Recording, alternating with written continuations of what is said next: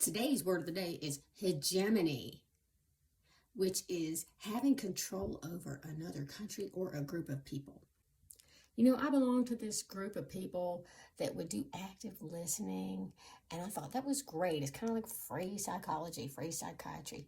And then I went to one of the retreats, and I started finding out little strange things, like, okay, the people who are leaders are not allowed to drink alcohol. And I thought, well, okay, that's fine. I mean, ever. And then I found out on the retreat, no one was allowed to have a room by themselves. And I thought, well, okay, that's fine. Then I went to one of their little lectures, and it turns out they don't believe in using psychiatric drugs. No antidepressants, no anything. I called home to Joe, and he was like, this sounds a little culty. I'm like, well, I don't know. Let me give it a chance. So then I went to the speech where everybody was gathered, and we were all sitting on the floor listening to the leader. And he goes, tell us about your earliest memory. So I was one of the first few people to speak, and I told this cute little story about piggybacking with my cousin and laughing and having a good time when I was about 4 or 5 years old. And then the next guy goes, I remember growing arms in the womb.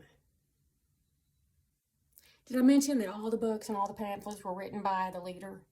No other authors, just that one guy. Oh, and he used to be the right-hand man to L. Ron Hubbard. Scientology.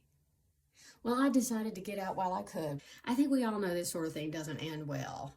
You wind up being one of 8 wives. And trust me, for every one of those families that has a TV show of their own and are reality stars, there's thousands of families who are living in squalor and pooping in a Home Depot bucket. I'm not saying it was a cult. I'm just saying it was a group of people who had a leader who told them how to live, how to act, what to eat, what to drink, where to go, what to do, and how to think. Anyway, I've got to go. I need to go regenerate the cells on my tongue.